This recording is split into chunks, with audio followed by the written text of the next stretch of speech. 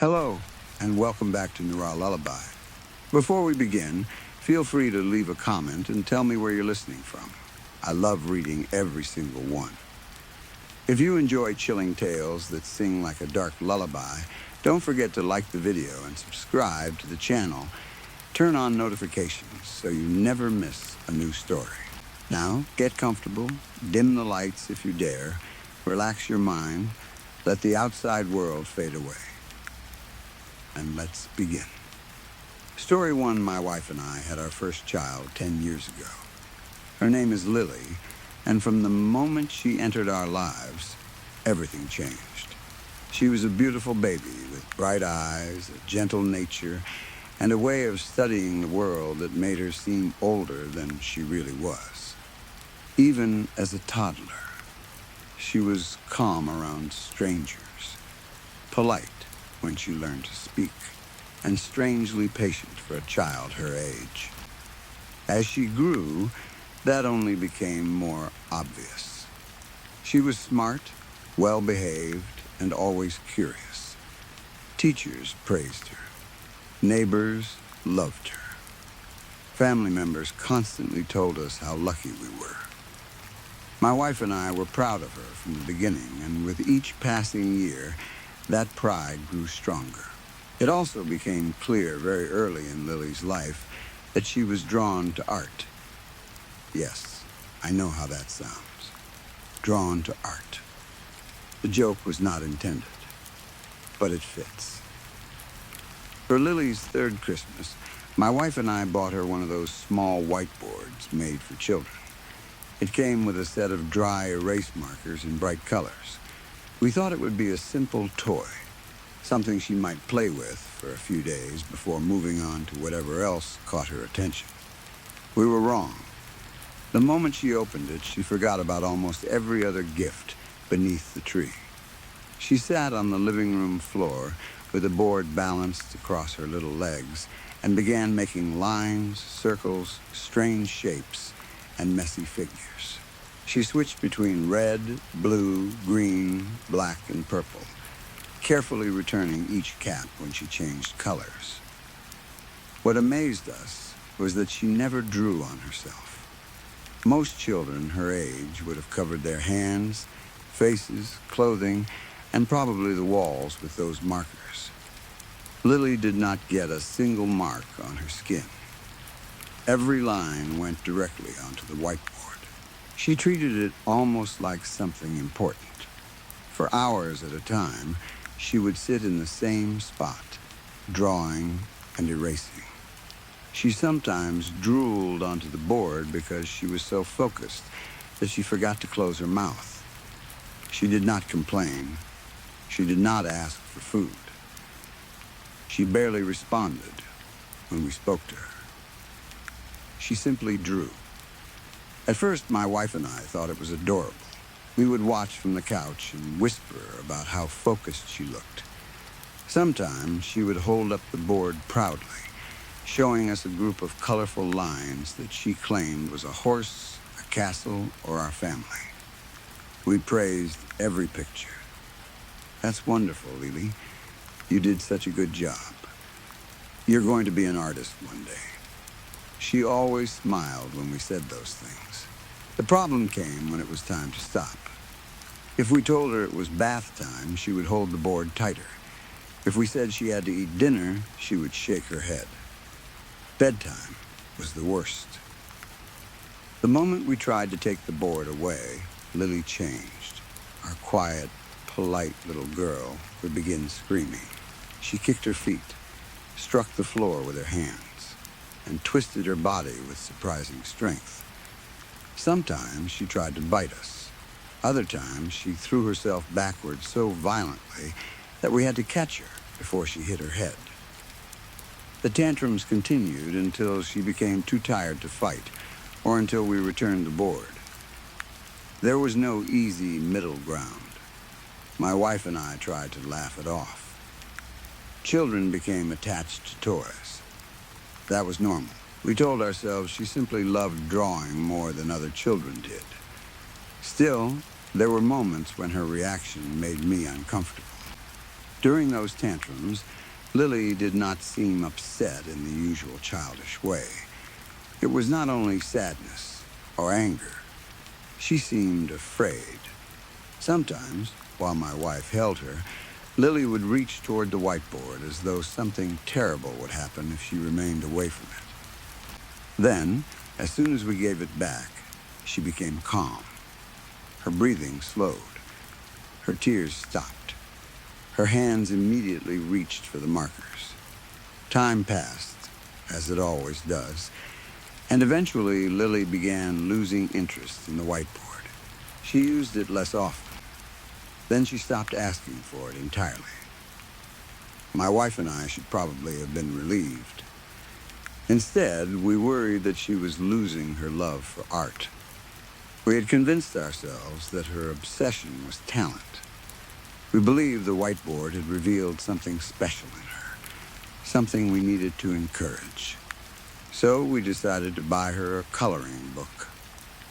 The idea seemed perfect. Lily already loved putting color onto a blank surface. Now that she was older, she could work with real pictures and learn to stay inside the lines. For her fourth Christmas, we went far beyond what was necessary. We bought crayons in every color we could find. We bought water paints, gel pens, colored pencils, oil pastels, and several packs of markers. The main gift was a thick coloring book with more than 100 pages. We wrapped it in bright red paper and placed it in front of the rest of her presents. It was not one of those simple children's coloring books with large animals and wide spaces. It was the kind designed for older kids and adults, filled with detailed patterns and complicated images. The pages contained flowers, buildings, animals, forests, and twisting shapes that looked almost like mazes. My wife had questioned whether it might be too difficult. I told her Lily would enjoy the challenge. On Christmas morning, Lily opened the book and stared at it with the same expression she had worn when she first saw the whiteboard. Everything else disappeared from her attention. She carried the book to the dining room table, opened the box of crayons, and began. Her first page was not perfect. She colored outside the lines more than once. A few sections were uneven, and some of the colors did not match. But for a 4-year-old child, the work was astonishing. She held the crayon with a careful grip and moved it in slow, controlled strokes. When she reached narrow sections, she stopped and studied them before continuing. It was as if she understood the limits of her small hands, but possessed the mind of someone much older. Her mistakes seemed to cause her real pain. Whenever the crayon crossed a line, Lily froze. Her breathing changed. She would stare at the mark as if it had ruined something important. Sometimes, she slammed the crayon onto the table. Other times, tears filled her eyes, and her lower lip began to shake. My wife and I always comforted her. "It's okay, sweetheart. You're doing an amazing job. No one expects it to be perfect. You're only learning." We meant every word. But Lily rarely seemed to hear us. During those moments, she stared past us. Her eyes remained fixed on the page, and our voices might as well have been coming from another room. All she cared about was improving. Nothing we said could change that. And improve she did. A few months after Christmas, I entered the kitchen and found Lily sitting at the dining room table. The coloring book was open in front of her. She held a crayon firmly in one hand and moved it across the page with slow, careful strokes. Her face showed complete concentration. I approached quietly, not wanting to disturb her. When I reached the chair behind her, I looked over her shoulder. She had not crossed a single line. The page was filled with a complicated pattern of flowers and twisting vines. Each tiny section had been colored evenly. The colors worked perfectly together, and not one mark touched the printed outlines. I let out a small gasp. Lily turned around and looked at me. A wide smile spread across her face, revealing the missing tooth near the front of her mouth. "Daddy, look," she shouted. She lifted the book and held it directly in front of me. "I see it, Lilybug. My goodness. Where did you get all that talent? It definitely did not come from your old man." She giggled and placed the book back on the table. "Look," she said. "I did these too." She began turning the pages. The first few looked like the work I remembered. They were good for her age, but filled with small mistakes. Then the mistakes became less common. The colors became smoother. The choices became more thoughtful. Page by page, I could see her progress. The work changed from something clearly made by a young child into something that looked professional. Every page had been completed. All of them. More than 100 pictures had been colored. I stood there in complete disbelief. Some pages looked as though they had taken days. Others contained shadows, light, and blends of color that I did not know crayons could create. I felt warmth rise through my chest. Then my eyes began to sting. "You are incredible, Lily," I told her. "This is amazing. I cannot explain how proud I am of you." She beamed at me. That moment remained one of my favorite memories. For years, I remembered her smile whenever I thought about her art. I remembered how proud she had been and how happy I had felt to see my daughter discover something she loved. The Christmas coloring books became a family tradition. Every year, my wife and I bought several new ones. We searched for books filled with different subjects. Some contained kaleidoscope patterns. Others showed scenes from films, famous monuments, old cities, animals, fantasy castles, or landscapes. Lily colored all of them. As she grew older, she became even more skilled. She learned to use watercolors without damaging the paper. She mixed oil pastels. She created shadows with colored pencils and used gel pens to add tiny points of light. Her bedroom slowly filled with art supplies. Boxes of pencils stood beside her desk.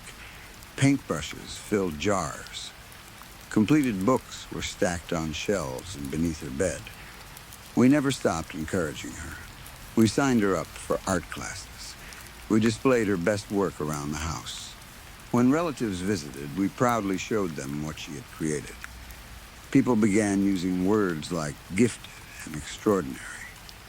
One teacher suggested that Lily possessed a natural understanding of color and shape that some artists spent their entire lives trying to develop.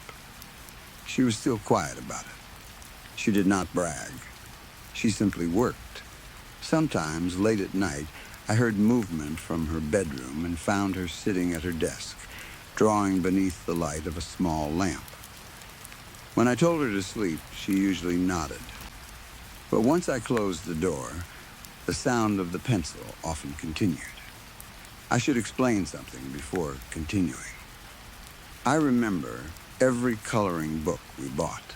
Not every single page, obviously, but I remember the covers. Choosing them had become something I enjoyed. I would stand in the store and study each one, trying to decide which designs Lily would like most. I knew which books came from Walmart. I knew which came from Target. I knew which ones my wife had ordered online. I remembered the animals, flowers, buildings, and movie characters printed on their covers. That is why I knew the book I found in Lily's room did not belong there. She was at school that day. My wife was at work, and I had decided to clean Lily's room. She had art supplies scattered across the floor, and several books had been pushed beneath her desk. While moving a pile of clothing, I noticed something partly hidden beneath the bed. At first, I thought it was another coloring book. I knelt down and pulled it out. The cover was made from thick cardstock, similar to the others. It caught the light and shone when I moved it. But there was no picture on the front. No flowers, no animals, no colorful design showing what was inside. The cover was completely plain, except for a title pressed into the center in dark, bold letters. Lily's Coloring Book. I sat on the edge of her bed with the book in my hands. Something about it made me uncomfortable immediately. It looked professionally made, but there was no company name, price sticker, barcode, or author. I should have put it back. I should have waited for Lily to return home and asked where she found it. Instead, I opened it. The first page showed my wife sleeping. It was not a simple child's sketch. It was a perfect drawing. Every small detail had been captured. The lines around her eyes, the shape of her lips, the loose strands of hair across the pillow, even the wrinkles in the blankets were there. I could tell exactly which night the picture came from because of the shirt she was wearing. I turned the page. The next drawing showed me asleep on the couch. One arm hung over the edge. The television remote rested near my hand. My mouth was slightly open. I remembered falling asleep there a few nights earlier. The angle of the picture suggested that Lily had been sitting only a few feet away from me. I continued turning the pages. There were dozens of drawings of my wife and me sleeping. In some, we were in bed. In others, we were on the couch, in a chair, or resting during a long car journey. Every picture had been made without our knowledge. Some were only black and white sketches. Others had been colored with careful detail. They looked better than photographs. I felt the air leave my lungs. The level of skill was impossible. A professional artist could have spent several days on a single drawing, yet the book was filled with them. I touched one of the pages. The paper felt unusually cold. I turned another page. That was when the pictures changed.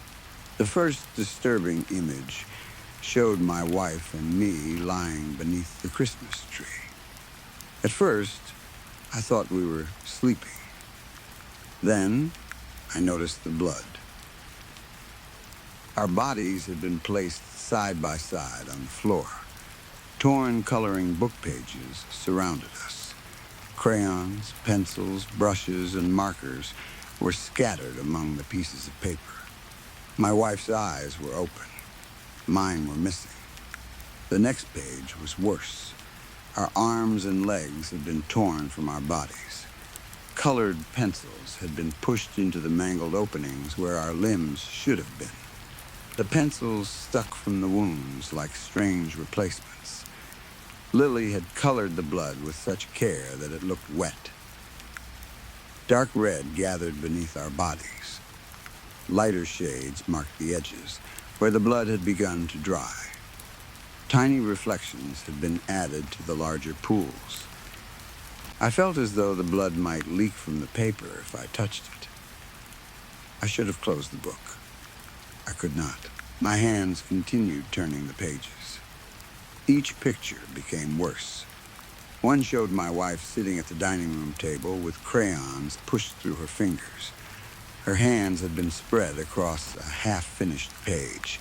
Another showed me hanging upside down in Lily's bedroom. Paintbrushes had been forced into my mouth, and colored water dripped from my eyes. There were drawings of our skin stretched across blank canvases. Pictures of our bones arranged like the outlines in a coloring book. Images of Lily sitting calmly between our bodies while she colored the floor around us. In every picture, she looked happy. Sometimes, she smiled. Sometimes, she appeared focused, wearing the same expression she had worn when coloring as a toddler. The scenes were horrible, but the detail was beautiful. That made them even worse. Every wound had been carefully planned. Every shadow was placed correctly. Every color had been chosen with patience. The more I turned the pages, the more I felt that familiar stinging in my eyes. Years earlier, those tears had come from pride. Now, they came from fear. I did not understand what I was looking at. Had Lily drawn these things? Had someone else made the book and placed it beneath her bed? Was this a joke? A warning? A fantasy? I wanted to believe there was an innocent explanation. Children sometimes drew disturbing things without understanding them. Teenagers went through strange phases. Horror movies, games, and social media could influence anyone. But these pictures did not look careless or imaginary. They looked studied. The sleeping drawings proved that Lily had watched us at night. The later pages looked less like ideas and more like plans. I reached a picture showing our living room at Christmas. The tree was in the exact place we normally put it. The stockings hung over the fireplace. Lily's presents sat near the tree. My wife and I lay across the floor. Our bodies had been opened. Pages had been placed inside our chests, as if our organs had been replaced with coloring books. Lily sat between us with a red crayon in her hand. She was coloring directly onto my wife's face. Behind her stood a tall shape. It had no clear features. It was only a dark figure made from heavy pencil lines. But two white eyes stared from the middle of its head. One long hand rested on Lily's shoulder. I brought the book closer. Words had been written beneath the drawing. Not yet. I turned the page. Another image showed Lily standing beside our bedroom door while my wife and I slept. The same dark figure stood behind her. Its hand reached over Lily's head and pointed toward us. Beneath that picture were two more words. Soon enough. My breathing became shallow. My hands shook so badly that the pages moved. I stood from the bed and almost dropped the book. I needed to call my wife. I needed to speak with Lily's teachers. Maybe I needed to contact a doctor or the police. I did not know. I only knew that I no longer felt safe inside my daughter's bedroom. Still, I turned another page. The next drawing showed me exactly where I was standing. I was beside Lily's bed. The book was open in my hands. My face was pale, and tears filled my eyes. The picture included every detail of the room exactly as it appeared around me. Clothing lay in the same position on the floor. A pencil rested near my shoe. The curtains hung at the same angle. Even the page shown inside the drawing matched the page I had just seen. My stomach tightened. I looked around the room. No one was there. The closet door was partly open. I stared into the narrow darkness, but saw only hanging clothes. I looked back at the drawing. Behind the version of me standing in the picture, Lily was entering the room. Her school backpack hung from one shoulder. Her face was hidden in shadow. One hand was reaching toward me. I heard a soft sound behind me. A floorboard creaked. My entire body became cold. Then my daughter's voice came from the doorway. "Daddy?" The first tear finally escaped my eye and struck the floor. Story 2. The blue light from the phones was the warmest thing in the kitchen. Sarah and Mark sat across from each other at the dinner table, both leaning forward with tired shoulders and blank expressions. Dinner was finished, but the plates were still there. A little sauce had dried on Mark's plate, and Sarah's glass of water had gone untouched for nearly an hour. Neither of them noticed. They were both lost in their screens. Mark was reading articles about a large technology merger. He worked in finance and liked following every small movement in the business world, even when he was not working. Sarah was scrolling through social media, moving from one short video to the next without really watching any of them.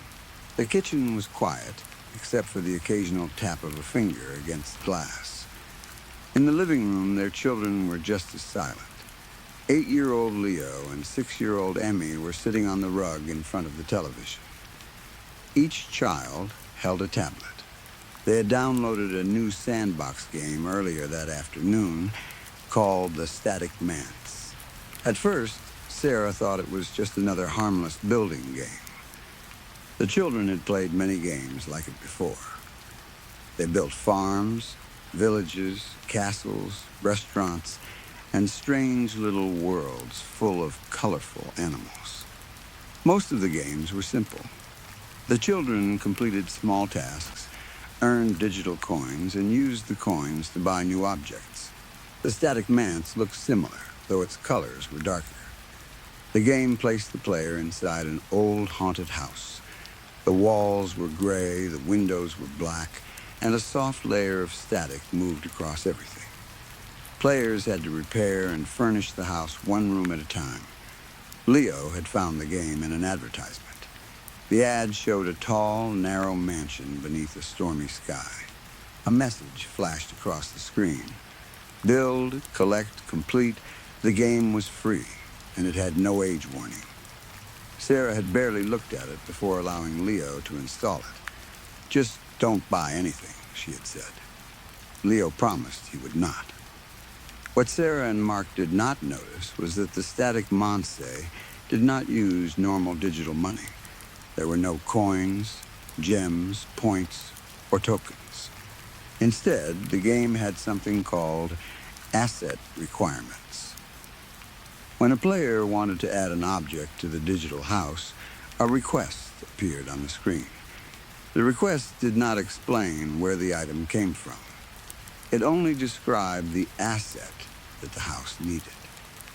At first, the requirements seemed like strange puzzles. The children thought they were part of the game. The first item to disappear was the television remote control. Leo wanted to activate the old fireplace in the game's main room. When he tapped the fireplace, words appeared. Required, single-function activation, brick, high res. A small camera symbol appeared beneath the message. Leo looked around the living room. Then he picked up the remote control from the coffee table and held it in front of the tablet. The game made a soft scanning sound. A white light moved slowly across the remote. For a moment, nothing happened. Then the remote vanished from Leo's hand. It did not drop. It did not fall behind the couch. It simply disappeared. On the screen, a blocky black object appeared beside the fireplace. It looked like a low-quality copy of the missing remote. Leo stared at his empty hand. "That was cool," Emmy whispered. Leo laughed. Neither of them told their parents. Later that evening, Mark tried to change the television channel. "Where's the remote?" he asked. The children remained silent. Mark checked beneath the sofa cushions and looked under the coffee table. "Must have rolled under the couch," he said. Then he sat down and used an app on his phone instead. The next asset was the brass doorknob from the hall closet. Emmy wanted to open a locked room on the second floor of the digital mansion. The screen displayed another message. Required, polished alloy sphere, low density. The children searched the house for something that matched the description. Emmy found the doorknob. She held the tablet near it and pressed the scan button. The brass surface flashed. The knob disappeared from the closet door. A round golden handle appeared on a door inside the game. The real closet could no longer be opened. When Mark noticed, he became annoyed. "How did this fall off?" he asked. Sarah glanced up from her phone for only a second. "Maybe one of the kids pulled it. They need to stop breaking things." Mark searched the hallway floor but found nothing. He said he would fix it later. Then he returned to his article. The game continued collecting. A silver spoon disappeared from the kitchen. Required, reflective feeding tool, small, a lamp vanished from the guest room. Required, portable illumination tower. A framed family photograph disappeared from the hallway wall. Required, human memory image, group format. Each object appeared inside the game as a crude, low-resolution version of itself. The children believed they were unlocking special items. Leo became obsessed. He wanted to complete every room in the static Marseille. He played before school, during meals, and late at night under his blankets. Emmy followed him everywhere, watching as the mansion slowly filled with objects from their real home. Sarah and Mark noticed that things were missing, but they never connected the disappearances. They blamed the children, each other, or simple forgetfulness. "Where are my car keys?" Sarah asked one morning. Mark shrugged. "You always lose them. I left them in the bowl. Check your coat." The keys had become a hanging metal decoration in the game's entrance hall. Required, personal travel access set. Sarah found her spare keys and hurried to work. The original set was never mentioned again. Days passed. The house itself began to change. The first change appeared in the hallway rug. The rug had always been dark red with a soft woven pattern. Sarah's mother had given it to them when they moved into the house. It was old but comfortable, and Emmy liked lying on it while coloring. One evening, the rug lost its texture. It became flat and smooth, like an image printed directly onto the floor. Its rich red color changed into a sick, artificial shade of crimson. Sarah stepped on it and stopped. For a second, she thought she had walked onto plastic. She rubbed the surface with her foot. There were no threads, no softness, just a flat red shape. "Mark," she called. He was sitting in the living room, looking at his phone. "What? Did you spill something on the rug?" "No, it feels strange. I'll look later." He did not. The next change appeared in the wood floor. The natural grain began repeating. Every 3 inches, the same dark line appeared. The pattern continued down the hall in perfect copies, like a badly made digital texture. Sometimes the floor flickered. A square section would briefly turn gray before returning to brown. Leo and Emmy noticed. They looked at each other whenever it happened. Neither child seemed surprised. By then, the game had begun giving them instructions outside the screen. A faint voice came through their tablets at night. "Continue collection. Assets incomplete. House requires life." The voice was quiet enough that the adults never heard it. Emmy became afraid of the game. She wanted to stop playing, but Leo refused. "We're almost finished," he told her. "What happens when we finish?" "We win." "What do we win?" Leo did not know. The mansion had grown larger than it had been at the beginning. New hallways appeared every night. Rooms that were once locked now stood open. Dark shapes moved behind the windows. The game no longer showed normal furniture requests. The descriptions became stranger. Required, organic warmth source. Required, long-term memory storage. Required, living vocal pattern. Required, emotional response data. Leo began wearing large headphones while he played. The game said they were necessary for the next stage. One night, Sarah and Mark sat in the kitchen after dinner. The same blue light covered their faces. Mark was reading about the technology merger again. Sarah was replying to comments beneath a photograph. In the living room, Emmy began to cry. At first, Her sobs were quiet. She sat beside Leo, holding her tablet against her chest. "I don't want to play anymore," she whispered. Leo did not answer. He wore his headphones and stared intensely at the screen. "Leo," Emmy said, "please turn it off." The game displayed a message. "Required. Vocal data stream. High emotion." A red recording symbol appeared. The microphone inside Leo's headphones activated. Emmy's sobs flowed into the game. A gray sound wave moved across the screen. The more she cried, the more complete the bar became. Leo's eyes filled with tears. He wanted to remove the headphones, but his hands would not move. He could hear Emmy crying in the room. At the same time, he could hear her crying inside the game. The two sounds did not match. The voice in the game was slower, deeper, almost like something else was learning how to copy her sadness. In the kitchen, Sarah heard Emmy. She did not look up. "Check on your sister, Leo," she typed into the family message group. She could have spoken. The living room was only a few feet away. Instead, she sent the message from her phone. Leo's tablet vibrated. He saw the notification at the top of the screen, but could not open it. Tears moved down his cheeks, cutting clear trails through the blue light reflected on his face. The recording bar reached 100%. Asset accepted. Emmy's crying stopped, not slowly. It ended in the middle of a breath. Sarah continued scrolling for another minute. Then, she noticed how quiet the house had become. She looked up. Her eyes had spent so long staring at the bright phone screen that the room seemed dark.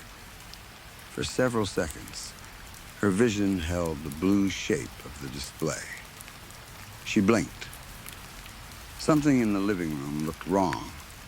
The old velvet chair was gone. It had belonged to Mark's father and had been in the family for years. It was large, soft, and dark green. Mark often sat in it while watching television. In its place stood a rigid, square object. It had the general shape of a chair, but it looked unfinished. The surface was covered in a flat, ugly green texture. Large pixels moved across it. Sarah stood up slowly. "Mark," he did not respond. "Mark, where's the chair?" "What chair?" "The green chair." Mark sighed but kept reading. "It's in the living room." "No, it isn't." Sarah walked toward the children. "Leo, where did the chair go?" Leo did not answer. He was no longer sitting on the rug. He stood beside the new pixelated chair. His headphones lay on the floor. His arms were stretched out from his sides. His fingers were stiff and straight. "Leo?" Sarah stepped closer. Her son's face looked empty. His eyes were open, but he did not blink. The tablet was on the floor in front of him. A new message filled the screen. "Required, humanoid model, functional, full spectrum." The words reflected in Leo's eyes. Sarah felt something cold move through her stomach. She reached for him. Before she could touch him, the sound began. It was like dry cornflakes being crushed beneath heavy shoes, mixed with the sharp buzzing of static electricity. Leo's skin changed. Small, flat shapes appeared around his neck and spread across his face. His smooth skin became covered in hard polygons. "Leo." Sarah grabbed his arm. It felt solid and cold. His clothes lost their folds. The fabric became a flat image wrapped around his body. His hair broke apart into dark, pointed blocks. His jaw opened. A scream came from him, but it was no longer a human sound. It was a digitized buzzing noise, stretched and broken like damaged audio from an old computer game. Sarah screamed. She pulled her hands away and stumbled backward. Mark finally looked up. "What is it?" Sarah reached for her phone. Her fingers shook so badly that she nearly dropped it. She tried to call emergency services, but the home screen was gone. The entire display showed the main menu of the static manse.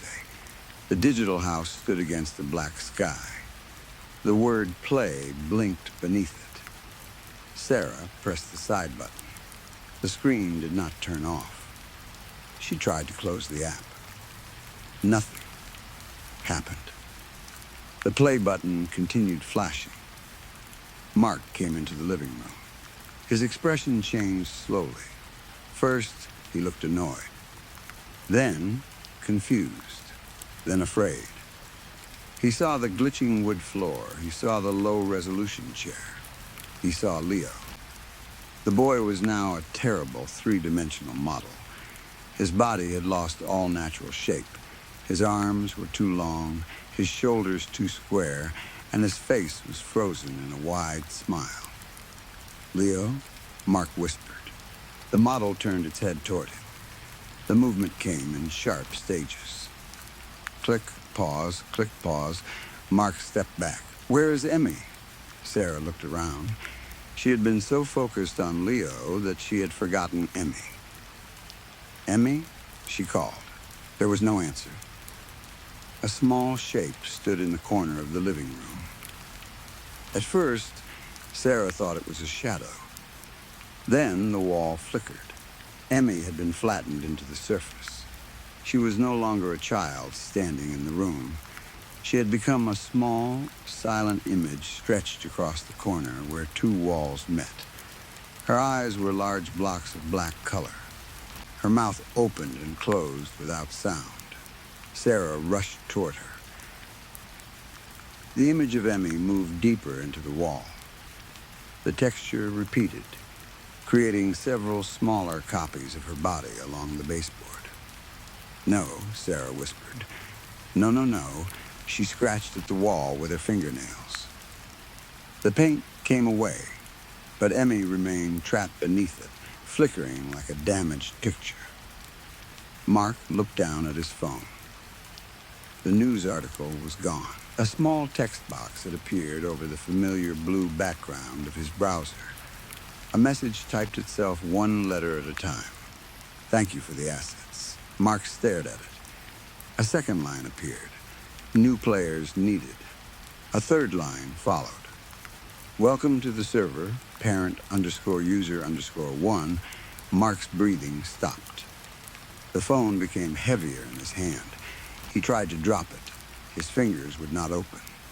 Sarah turned toward him. "What does it say?" Mark could not answer. Behind Sarah, Leo moved.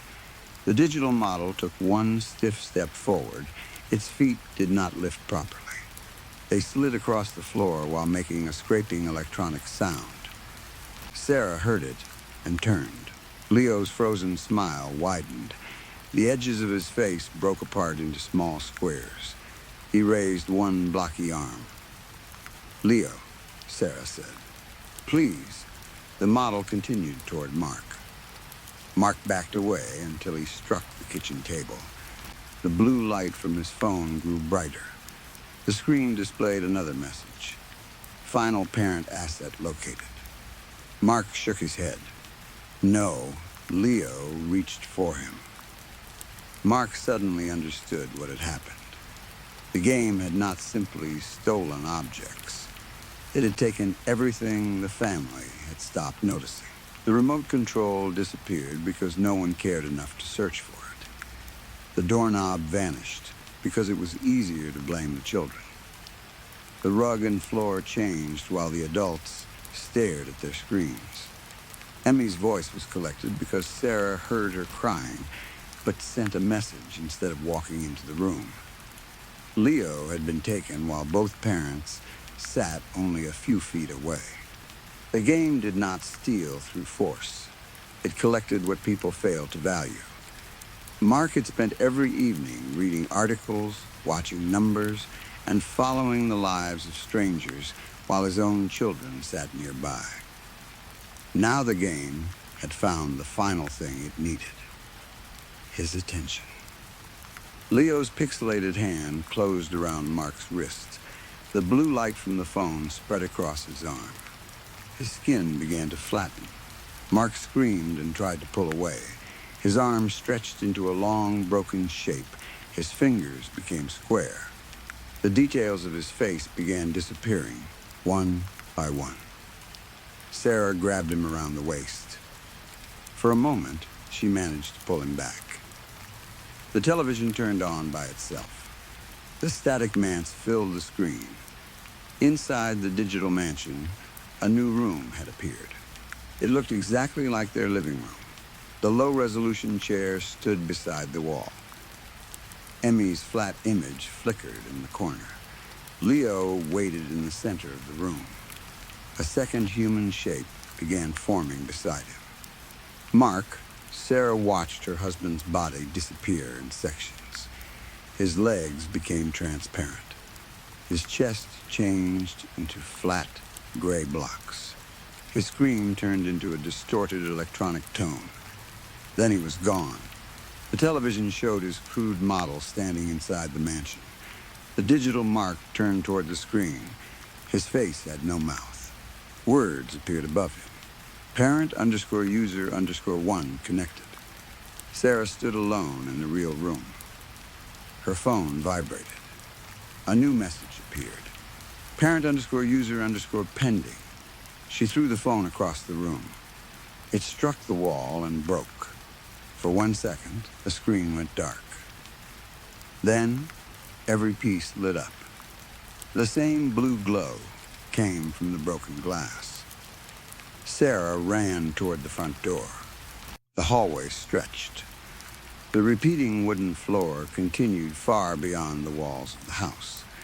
The front door moved farther away each time she stepped toward it. The walls lost their texture. Family photographs became flat gray squares. The ceiling light changed into a glowing white cube. Sarah turned toward the kitchen. It no longer looked real. The table had become a simple rectangle. The chairs were stiff, blocky shapes. The plates were white circles without depth. The whole house was being rebuilt inside the static manse. Sarah covered her ears. A voice came from every device in the house. New player detected. The television, tablets, laptop, phones, smart speaker, and even the microwave screen repeated the same words. New player detected. Sarah looked toward the living room. Leo, Emmy, and Mark stood together inside the television. Their digital bodies faced her. Behind them was a tall figure. It stood in the doorway of the digital mansion. Its body was made of moving static. Its arms were too long, and its head touched the top of the frame. The static manse had never been empty. Something had been living inside it. Something that needed people to furnish its home. Something that could not enter the real world until a family gave it enough pieces. The figure placed one long hand on Leo's shoulder. The frozen smile vanished from the boy's face. For one brief second, Leo looked like himself again. "Mom," he said through the television. His voice broke into static. "Please look at me." Sarah stepped closer. The tall figure smiled. The television screen became black. Sarah saw her own reflection. Behind her stood the static man. She turned around. The living room was empty. When she faced the television again, her reflection was still there. But it was no longer copying her movements. The reflected Sarah smiled. The real Sarah did not. A final asset requirement appeared across the screen. Required: primary caregiver, emotional core, full access. The blue glow filled the room. Sarah screamed for her children, but the game had already learned how easily a family could disappear while everyone was looking somewhere else. Story 3.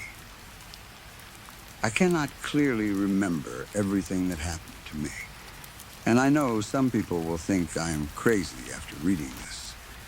The truth is, I have started wondering the same thing myself. I have spent more than a week questioning every memory, every sound, and every feeling from that night.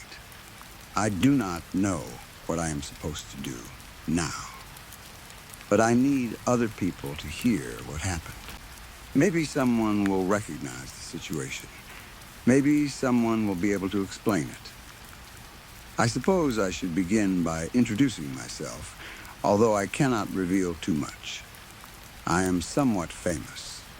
I would not call myself a major celebrity, but my name appears in entertainment news from time to time.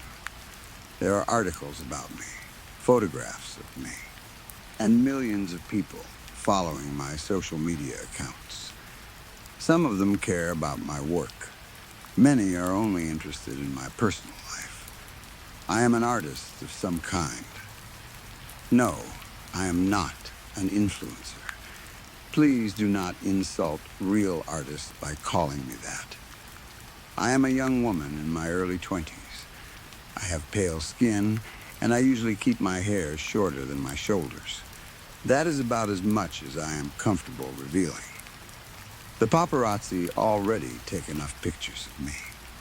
Sometimes they wait outside places where I work or hide across the street from restaurants.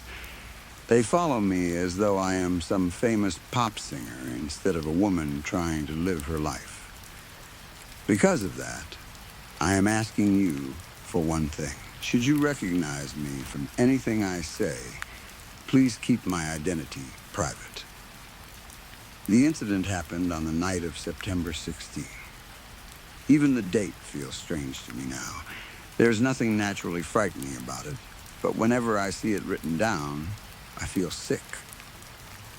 That evening, I attended a work-related party. It was the kind of expensive event I had attended many times before.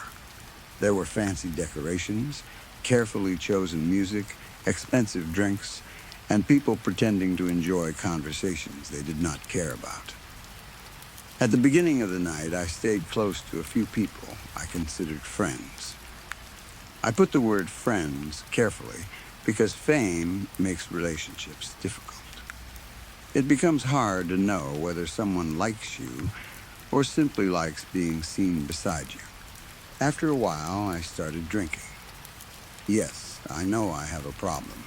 You do not need to lecture me. I have heard every possible warning about alcohol. I have been told that I drink too often, that I become reckless, and that I will destroy my health if I continue. I always laughed those warnings away. That night, I drank enough that the room became soft around the edges. Faces seemed slightly out of focus, the music felt louder, and I had trouble following conversations. I spoke to several people. Some of them were familiar through work, while others were complete strangers. I cannot remember most of their names. I probably never learned them in the first place. Everything felt normal for that kind of party until I saw him. He stood across the room with a glass in one hand. He had long black hair and was dressed in dark formal clothing. His outfit looked expensive, but not too serious. It was similar to the way I had dressed that evening, elegant enough for the event without looking as though he were attending a royal dinner. He was handsome. Even through the alcohol, I noticed him immediately. I walked over and introduced myself, or at least I assume I did. I remember standing close to him. I remember his eyes focusing on mine while I spoke, but I cannot remember the conversation. I have tried to rebuild it in my mind 100 times. I do not know what he told me about himself. I do not remember asking his name. I do not remember where he said he worked or how he had been invited to the party. I only remember that I wanted him. At that moment, the feeling was so strong that it pushed every reasonable thought out of my head. I wanted to take him home, so I invited him to my place. He agreed. By then, I could barely walk in a straight line. He placed an arm around me and helped me leave the building. I remember leaning against him while he called a taxi. During the ride, I tried to hide how attracted I was to him. I probably failed. I watched his reflection in the dark window while city lights moved across his face. He seemed calm. He did not appear drunk, nervous, or excited. When we reached my home, he paid the driver and helped me to the door. My hands were shaking so badly that I could not fit the key into the lock. He steadied my wrist and helped me open it. Once inside, I tried to kiss him. My aim was terrible. Instead of kissing his mouth, my lips landed against his nose. I laughed and tried again, but this time I kissed the side of his neck. "Oops," I said. My aim isn't very good tonight. I remember giggling as though I had said something clever. I told him we should go upstairs. He helped me climb the steps because I could no longer stand properly. I kept stumbling against him, and several times I nearly fell backward. When we reached my bedroom, I tried again to act seductive. My room was a complete mess. Clothes were everywhere. Makeup covered the table. Books, bags, and shoes had been left across the floor. There was a chair in the corner covered with clothing that was not clean enough to return to the closet, but not dirty enough to wash. I am sure many people have a chair like that. The stranger looked around the room, then said, my dress appeared uncomfortable. He suggested that I take it off. That sounded like an invitation to me. Normally, the dress was easy to remove, but my hands were clumsy from drinking. I could not manage the zipper, so he helped me. Underneath, I was wearing white lingerie that I had carefully chosen earlier that day. I asked whether he liked it. He looked at me and said my bra also seemed uncomfortable. Then he placed his arms around me and removed it. I was almost completely naked in front of him. I should have felt nervous, but I was too drunk to care. More than anything, I felt dizzy. The room moved whenever I turned my head, but I ignored it. I tried to kiss him again and missed for the third time. Then he placed something over my head. For a few seconds, I could not see anything. I panicked and struggled against the fabric. He pulled it down over my body. Only then did I understand what he was doing. He had taken the top of my pajamas from the chair and was trying to dress me in it. I stared at him, confused and annoyed. "What are you doing?" I demanded. "I don't want to sleep." At the time, I wondered whether he had some unusual interest in sleepwear. I thought perhaps the pajama top was part of whatever he wanted to do. I did not understand that he was trying to take care of me. My dizziness became much worse. He must have seen my face change because he quickly held me by the waist and guided me toward the bathroom. The bathroom door is directly across from my bed. I have always liked that arrangement, although I doubt anyone cares about that detail. He opened the door just in time. I became sick before reaching the toilet. I vomited across the bathroom floor. It was disgusting. There is no pleasant way to describe it. The stranger did not release me. He kept one arm firmly around my waist, holding me upright so I would not fall. I wiped my mouth with the back of my hand. Then, because I apparently had lost every bit of dignity and common sense, I tried to flirt with him again. I do not know what was wrong with me. No normal person would find that situation attractive. I had just vomited on the floor and could barely stand, yet I was still trying to seduce him.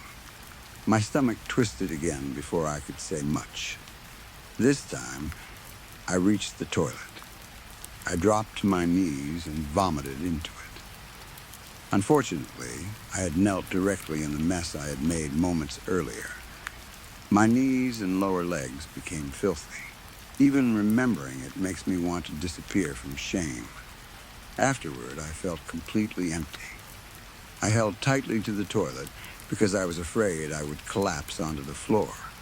My eyes kept closing. Eventually, I slid against the wall and sat beside the toilet. That only made things worse because more of my legs touched the dirty floor. The stranger watched me. I must have looked terrible.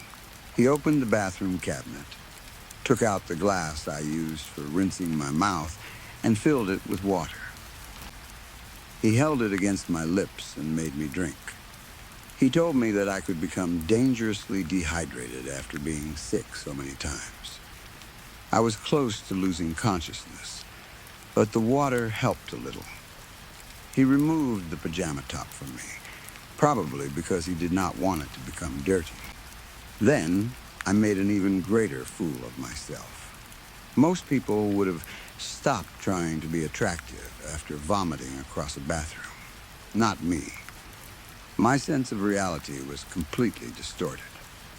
When he removed the pajama top, I took it as another invitation. I began touching my dirty legs and trying to act seductive. I whispered that I wanted to play with him. The whole performance must have looked horrifying. I was nearly naked, sitting beside a toilet, covered in my own vomit, and behaving as though I were in some kind of romantic scene. When I think about it now, I cannot understand how he remained calm. He came closer and crouched in front of me. His face was only inches from mine. His arms moved around my body, and his hands rested against my lower back. For a moment, I thought he was finally going to kiss me. Instead, he lifted me. He carried me a short distance and placed me inside the shower. I thought he wanted a cleaner place for us to continue. I was wrong again. He turned on the warm water. As it ran over my legs, he took some soap and began cleaning me. His hands were unbelievably gentle. He did not laugh at me or complain. He washed the dirt from my skin carefully, as though he were afraid of hurting me. Even in my condition, his touch felt comforting. I was still trying to flirt. I told him again that I wanted to play. "We can play after you're clean," he said. I remember those words clearly. When he finished washing my legs, he handed me a towel and told me to dry myself. I complained like a tired child. He repeated the instruction. I finally dried my legs while he cleaned the bathroom floor. That detail is important because the bathroom was completely clean the next morning. At the time, however, I did not think much about it. When we both finished, I threw the towel at him and ordered him to sleep with me. I hate writing that sentence. I was rude, demanding, and completely out of control. He did not become angry. He came close, lifted me again, and carried me to the bed. He placed the same pajama top over my body. This time, I did not resist. For a few moments, my mind became slightly clearer. I realized that I had been a complete disaster and that this man had done nothing except help me. He had not taken advantage of me. He had cleaned me, given me water, and prevented me from hurting myself. He told me I needed to sleep. I begged him to stay. I said I did not want to spend the night alone. He removed his dark jacket and the rest of his formal suit. Then he walked to my closet. He took out one of my favorite nightgowns. It was purple and had a smiling gray wolf printed on the front in a cute animated style. The design is probably silly, but I love it. He put it on. The image of that handsome stranger wearing my purple wolf nightgown should have looked ridiculous. Instead, it felt strangely natural. He climbed into bed beside me. I cannot remember whether I asked him to hold me or simply wrapped myself around him.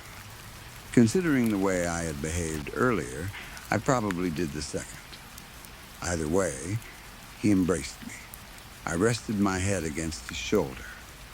His body felt warm, and I could hear his breathing. I remember feeling safe. That is the part that bothers me most.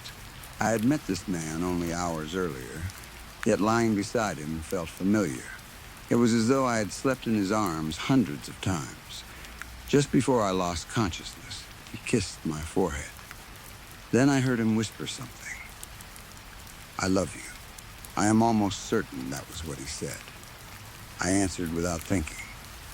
"I love you too." Then I fell asleep. At this point, the story probably sounds romantic.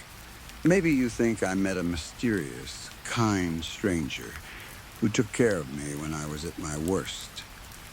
Perhaps you expect me to say that we met again, fell in love, and lived happily together. That did not happen. When I awoke the next morning, he was gone.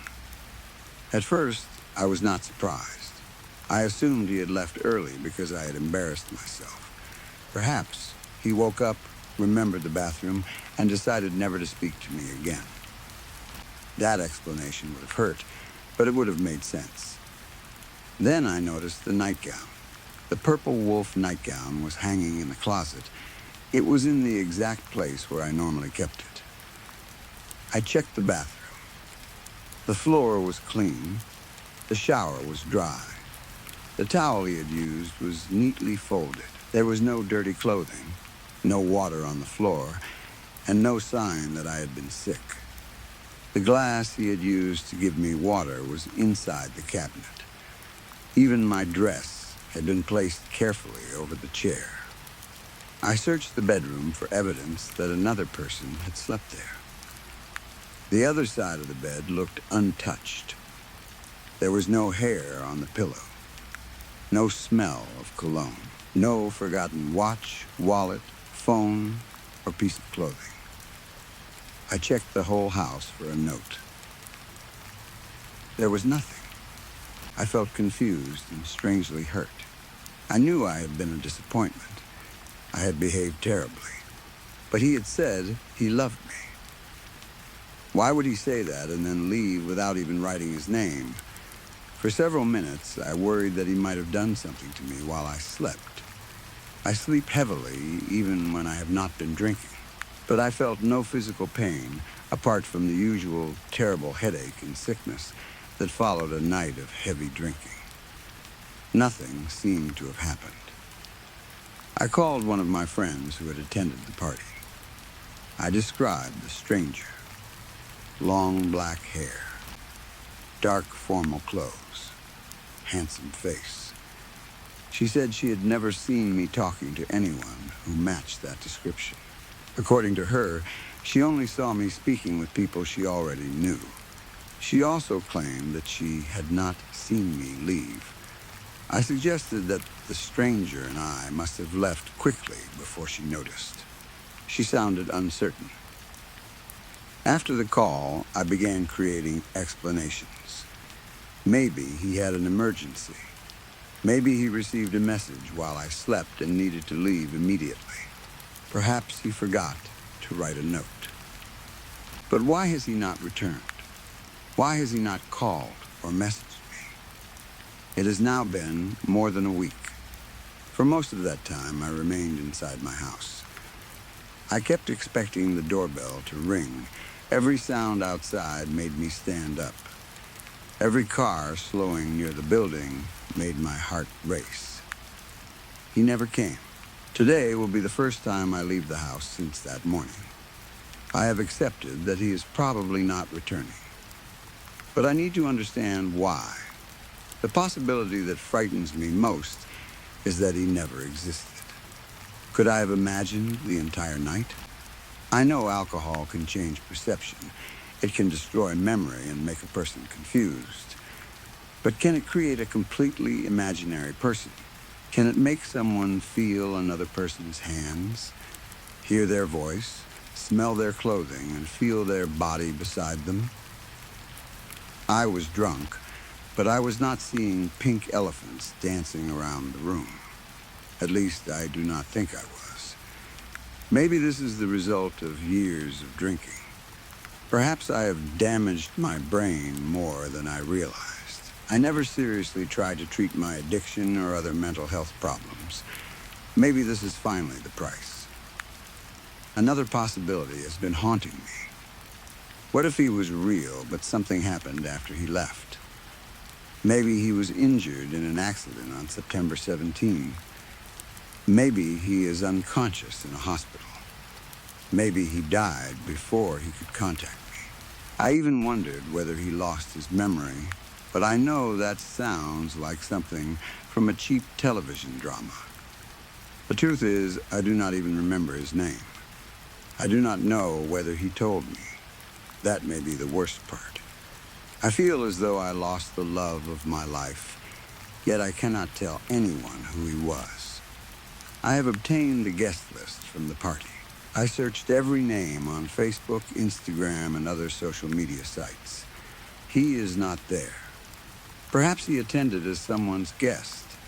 Maybe he was a friend, brother, cousin, or partner of one of the invited people. There were around 40 guests. I cannot contact every one of them and ask whether they brought a mysterious, long-haired man who disappeared after wearing my purple nightgown. The story would be everywhere within hours. My friend has tried to support me. She says we will find another way to search for him, but I can tell she does not fully believe me. She watches me carefully whenever I describe that night. She asks whether I am sleeping. She asks whether I have been drinking again. I have not touched alcohol since he disappeared. That is how badly this has affected me. For the first time in years, I have remained completely sober for more than a week. My hands shook for days. I could barely sleep. My body felt as though it were punishing me. But I stayed sober, because I need to know what is real. I have begun noticing other things. There are moments when I smell his clothes inside my room. Sometimes I wake during the night believing someone has kissed my forehead. 2 days ago, I found a long black hair on my pillow. It might have belonged to someone else. It might even have been mine from years ago, although my hair has not been that long in a very long time. I placed it inside a plastic bag. I do not know why. Maybe I thought I could test it somehow. Last night, I dreamed about him. We were lying together again, but this time I could not move. His arms were wrapped around me so tightly that I struggled to breathe. His face was hidden by his hair. I asked where he had gone. He whispered that he had never left. When I woke up, the room was cold. The closet door stood open. The purple wolf nightgown was lying across the foot of my bed. I know I placed it inside the closet after checking it that first morning.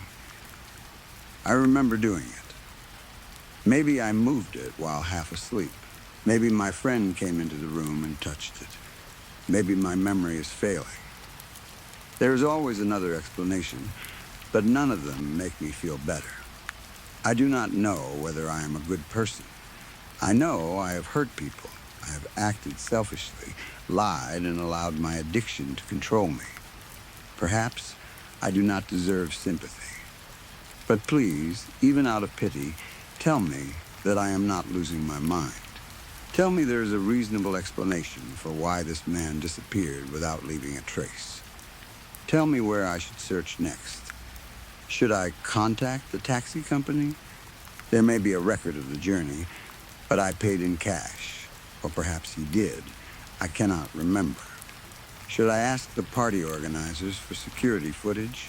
Should I contact local hospitals and ask whether an unidentified man was admitted that night? Should I speak to every guest? Should I tell the police? What would I even say? A man I cannot name helped me home, cleaned my bathroom, wore my nightgown, told me he loved me, and then vanished so completely that no one remembers seeing him. They would think I was drunk. They would be right. Maybe he was a stranger who did something kind and then chose to disappear. Maybe he was embarrassed by what happened. Maybe he has a wife or girlfriend and regretted coming home with me.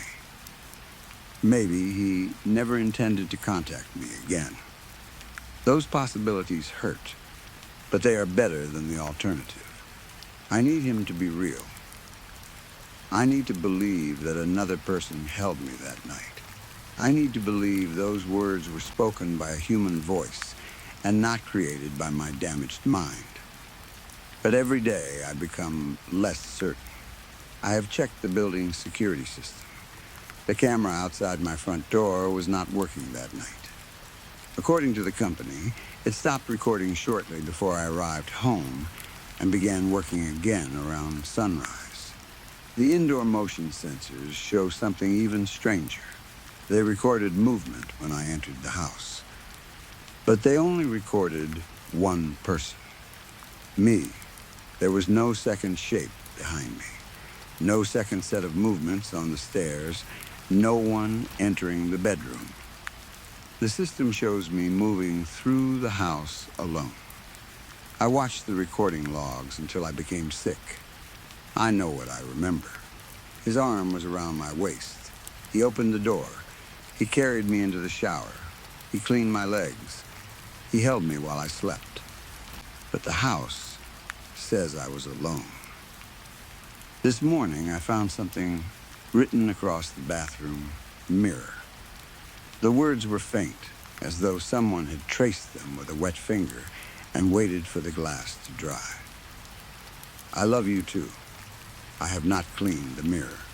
I am sitting in front of it now as I write this. The words are still there. I do not know whether I should be relieved or terrified. Please tell me he is real. Please tell me I did not write those words myself.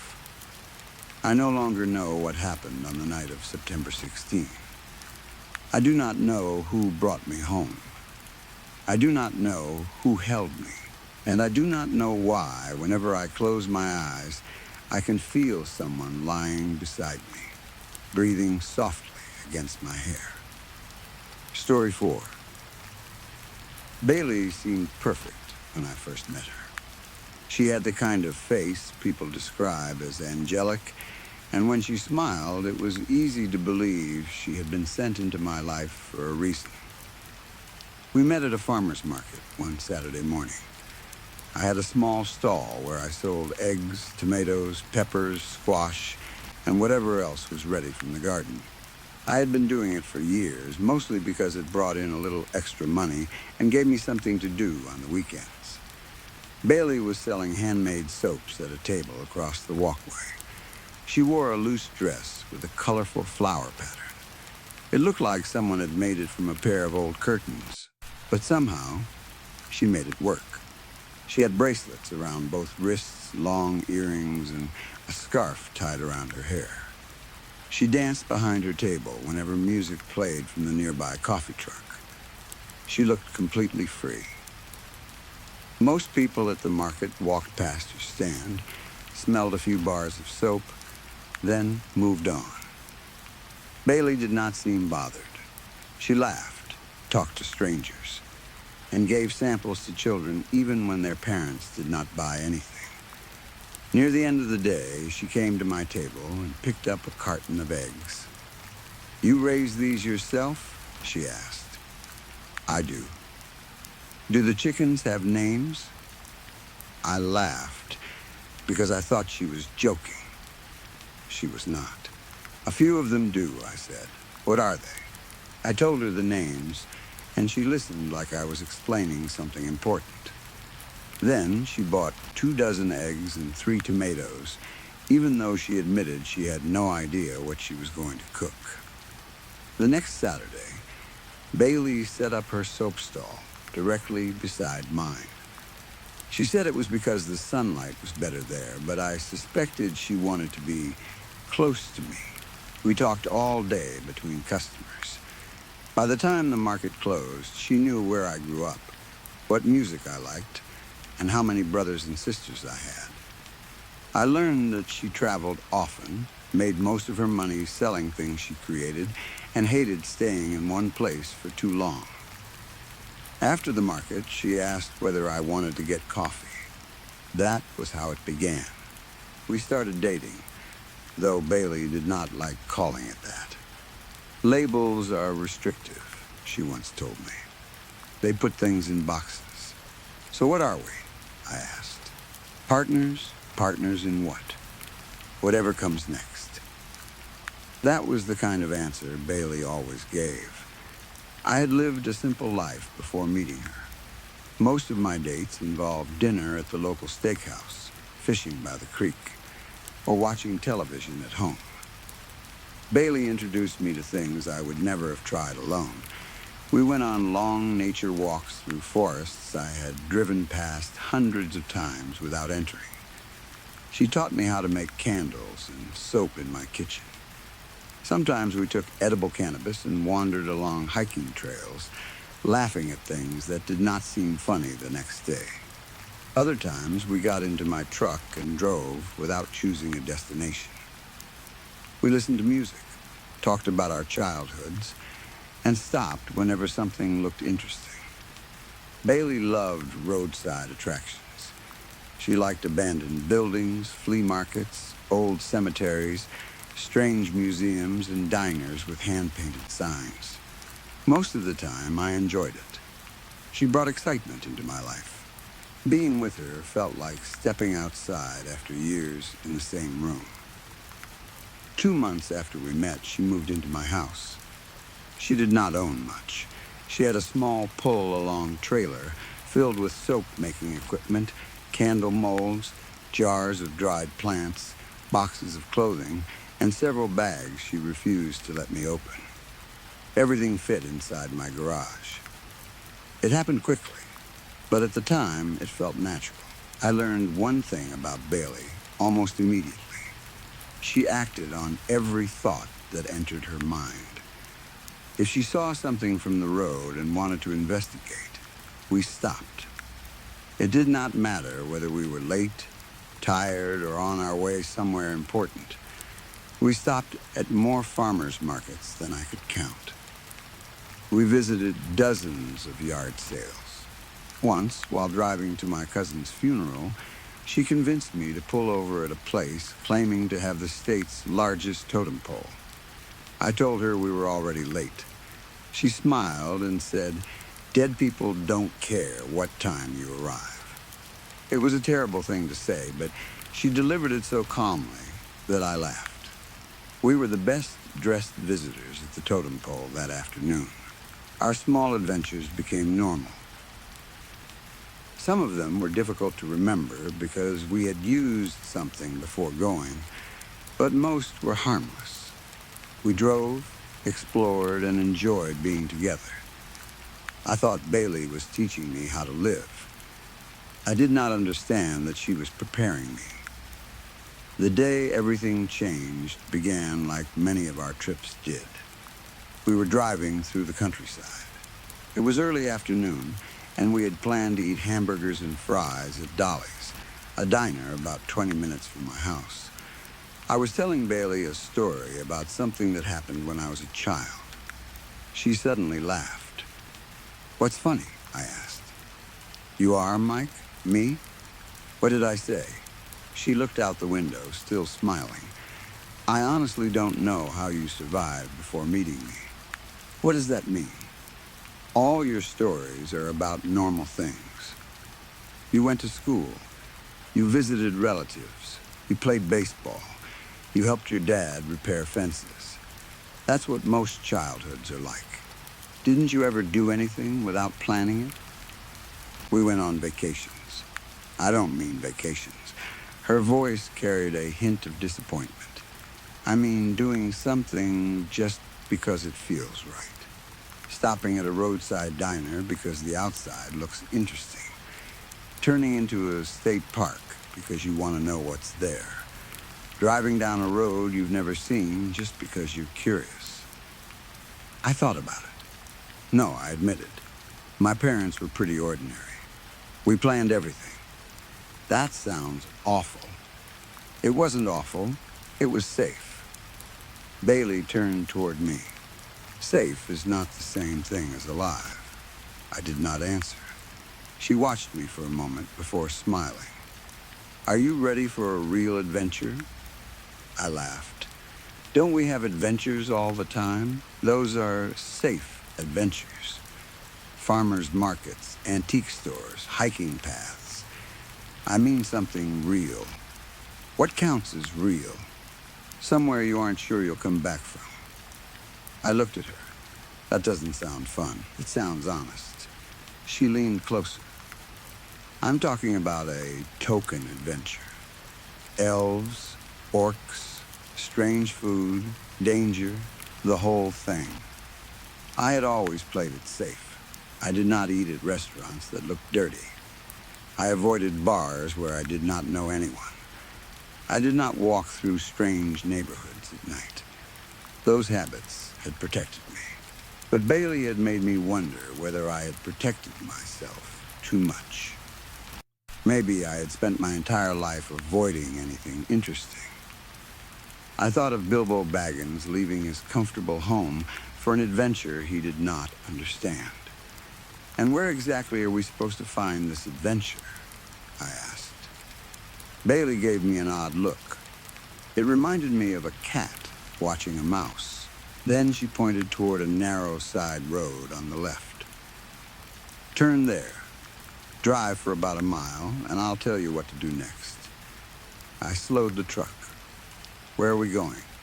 She raised one finger. No questions. We're having an adventure, remember? I turned onto the road. It was lunchtime when we started. We should have reached Dolly's before one. Instead, we drove for hours. Bailey directed me through small towns, across narrow bridges, and down roads that became less maintained with every mile. We stopped for gas once, but she still refused to explain where we were going. It was almost 5 in the afternoon when she finally said we were close. A few minutes later, I saw a handmade sign beside the road. Roadside Carnival. An arrow pointed toward another dirt road. I assumed that had to be our destination. August was carnival season, but most events advertised in newspapers or online. They did not usually place one crooked sign on a half-abandoned road and hope people discovered it. I almost drove past. Bailey placed a hand on my arm. There, I turned. We followed the road into an open cow pasture. It could not have been larger than 30 acres, but someone had managed to build an entire carnival inside it. The place reminded me of the traveling fairs I visited as a child. Colorful tents stood in uneven rows. A small animal enclosure occupied one corner. Several rides spun slowly beneath strings of yellow bulbs. Everything looked temporary. The rides were rusted and made loud clicking noises. The tents leaned in different directions. The painted signs were cracked and faded. It looked like the kind of place a health inspector would see in a nightmare.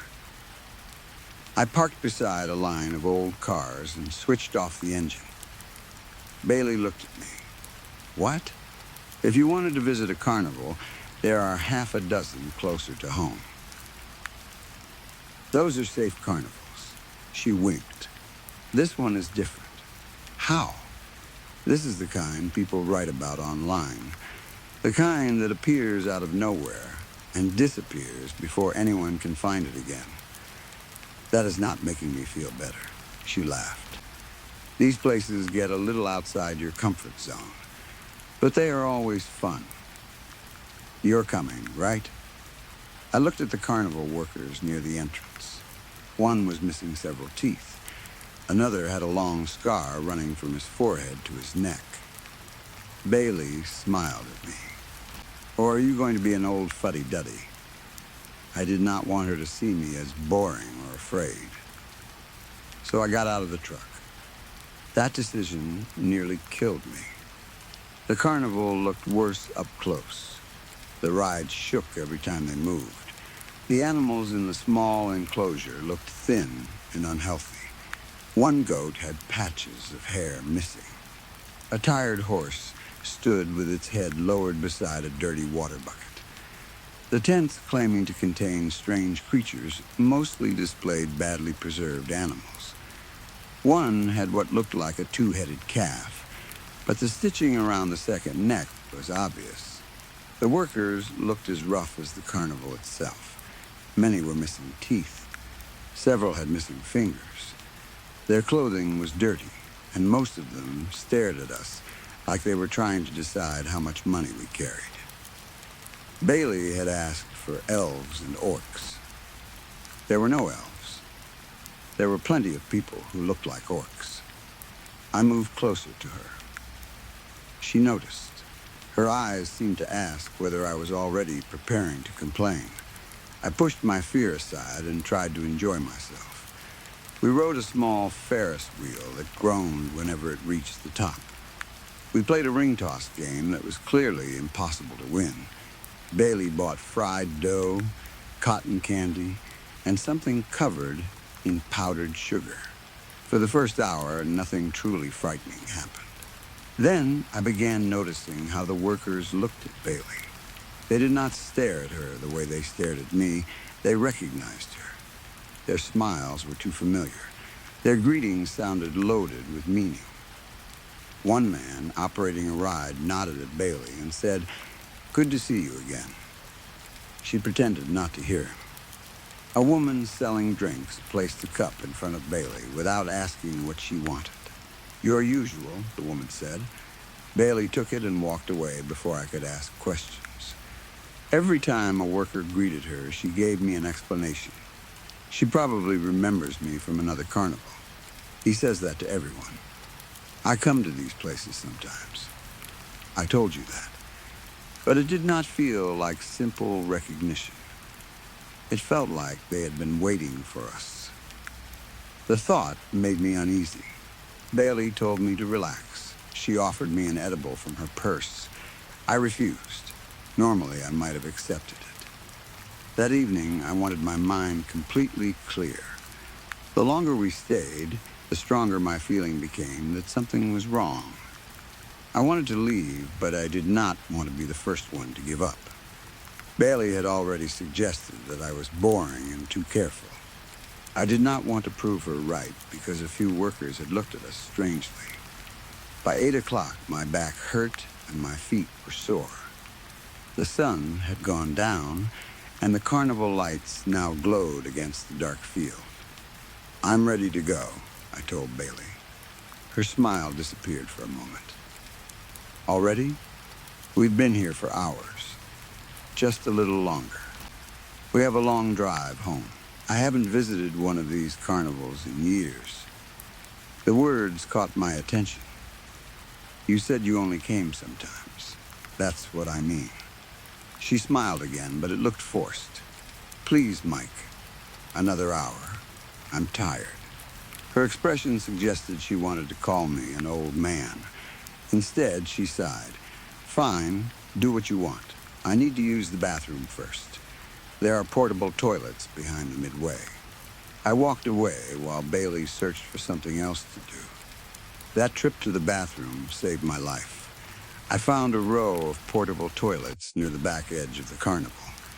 I entered one and locked the door. The inside smelled terrible.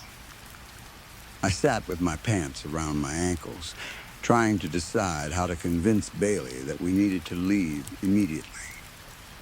That was when I heard voices outside. 2 men were talking nearby.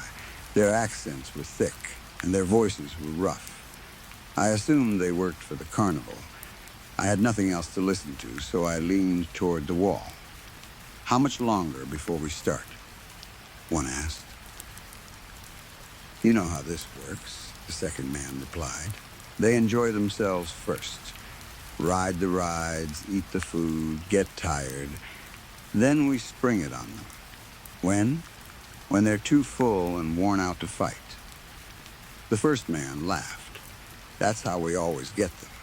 My body became still. The second man continued. "If it isn't broken, there's no reason to change it. He doesn't look like he'll put up much of a fight anyway, the first said. He's big enough, but he looks plain as milk. I doubt he even struggles before their voices faded as they walked away. I never heard the end of the sentence. I did not need to. They were talking about me. I was certain of it. Maybe they planned to rob us. Maybe they wanted to kidnap us. Whatever it was, I knew we had to leave. Then I remembered that I had left Bailey alone. Fear rushed through me. They might already have taken her. I pulled up my pants, unlocked the door, and stepped outside. Only then did I notice how few visitors were at the carnival. Most of the people I had assumed were customers looked like workers. They wore the same dirty clothes and had the same watchful expressions. I could not see any families, no couples, no children.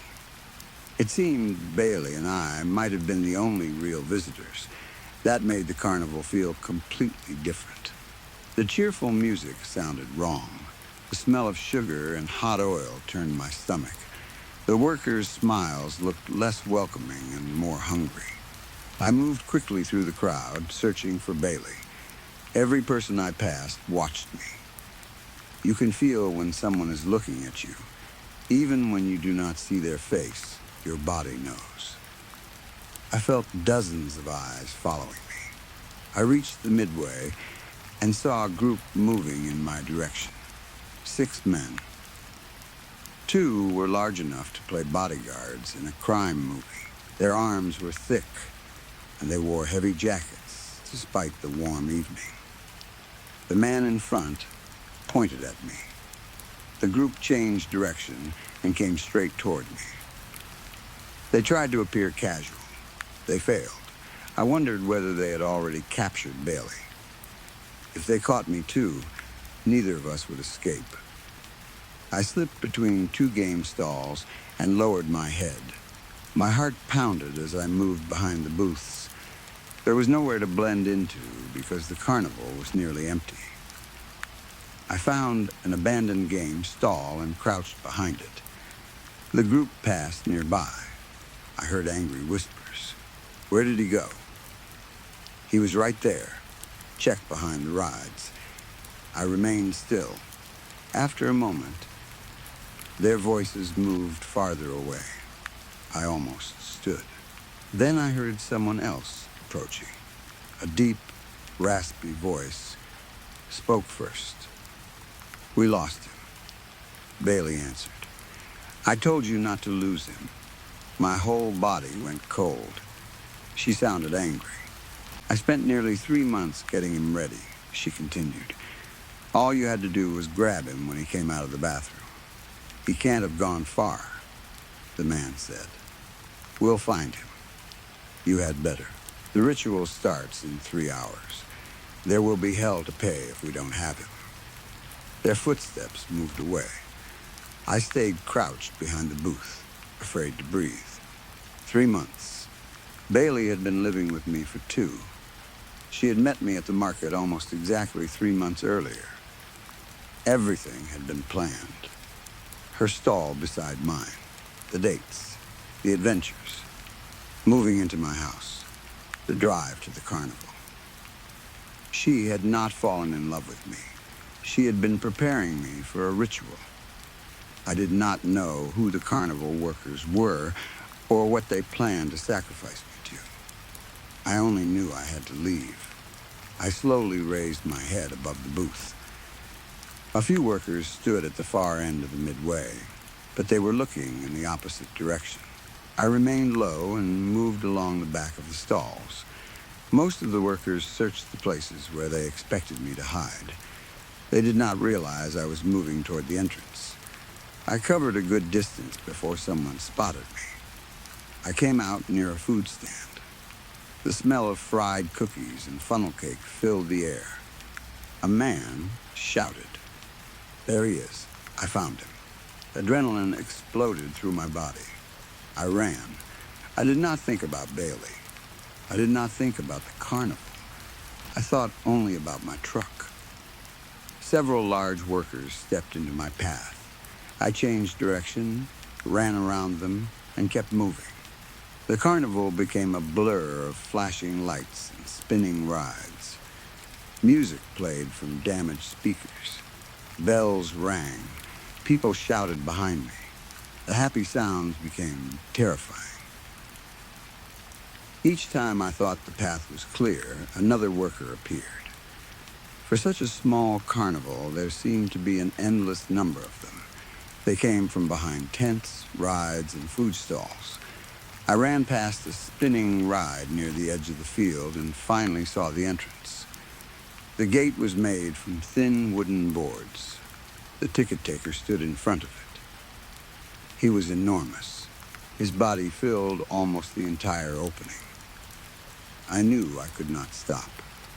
If I slowed down, the others would catch me. I lowered my shoulder. I had not tackled anyone since high school football. The ticket taker smiled as I approached, perhaps believing I would turn away. I hit him with all my weight. He fell backward. I stumbled over him, regained my balance, and ran toward the parking area. My truck was exactly where I had left it. I thanked God that I had forgotten to lock the doors. I jumped into the driver's seat and forced the key into the ignition. The engine started. I expected the workers to surround the truck. Some of the larger men looked strong enough to break the windows or turn the vehicle over, but no one touched it. I looked toward the carnival. Every worker stood along its outer edge. They formed a wide circle about 50 feet from my truck. No one moved closer. They watched silently. The scene reminded me of a church congregation waiting for a preacher to speak. Bailey stood among them. She did not look angry. She looked disappointed. Her eyes seemed to tell me that this was not over, that I would return, or that she would come for me. I pressed the gas pedal and drove out of the field. The truck bounced across the dirt road. I did not slow down until the carnival lights disappeared behind the trees. I was grateful that I had paid attention during the drive. Bailey had given me so many directions that it would have been easy to become lost. It still took hours to reach home. I had never been so happy to see my house. I pulled into the yard, rushed inside, and locked every door and window. My hands shook so badly that it took nearly 20 minutes before I could use my phone. Then I called the sheriff. I told him everything. I expected him to laugh or assume I had been using drugs. The story sounded impossible even to me. A strange carnival. A woman who had tricked me. A planned ritual. Dozens of workers trying to capture me. The sheriff and I had known each other for years. He knew I was not the kind of person who made up stories for attention. He listened without interrupting. When I finished, he said he would drive out there with several deputies. If we find anything, I'll let you know. That was all he could promise. I spent the next several hours sitting in my living room with every light on.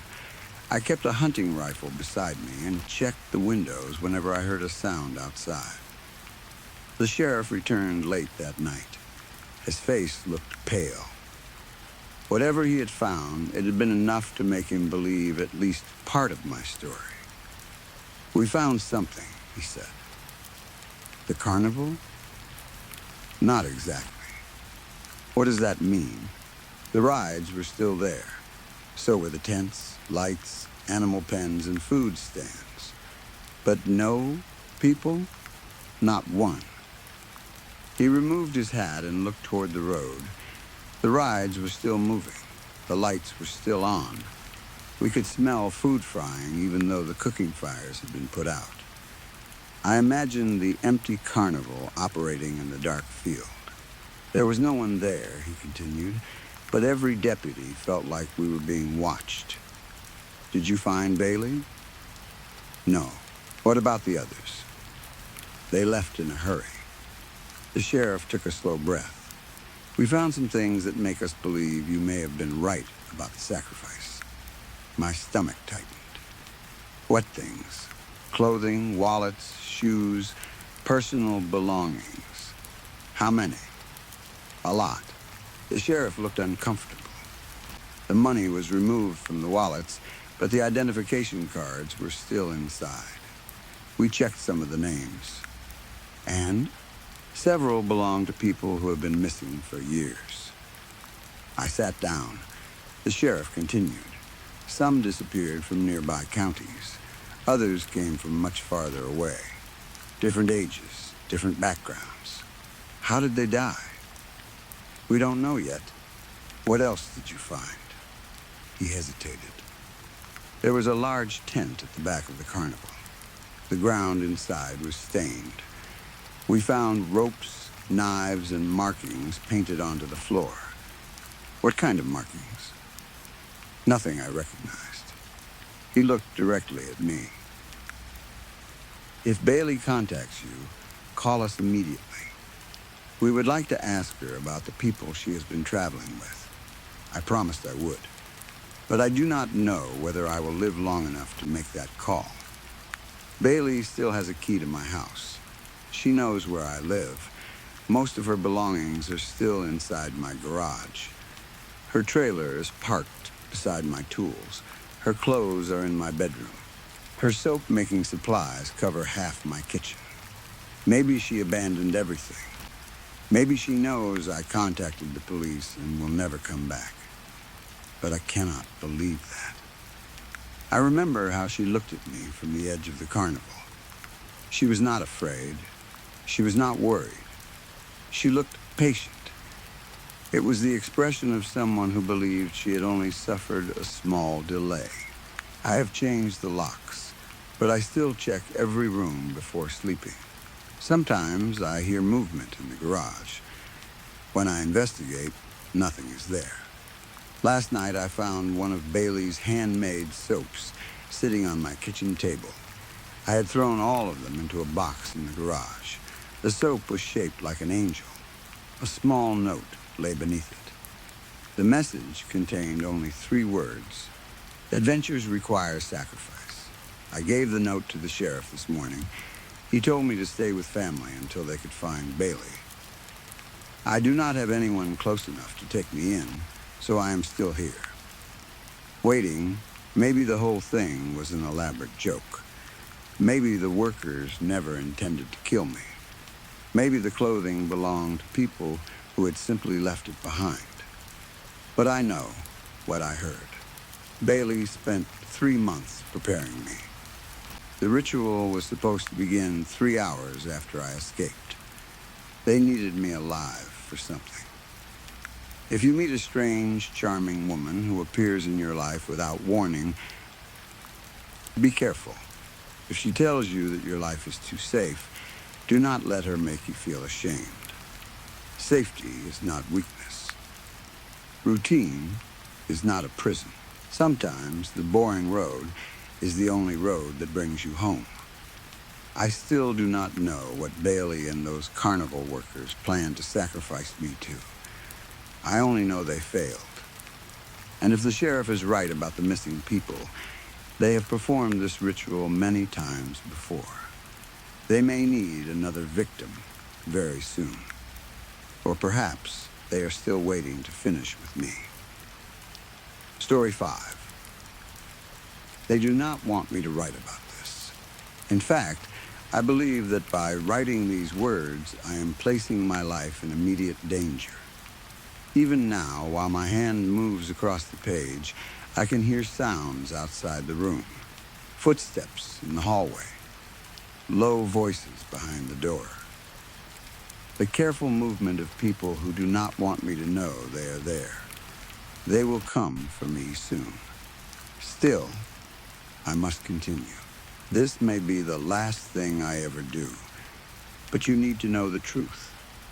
You need to understand that everything you have been taught is built upon a lie. They are lying to you. They are lying to all of us. There is a scroll older than any object known to humanity. No historian knows who made it.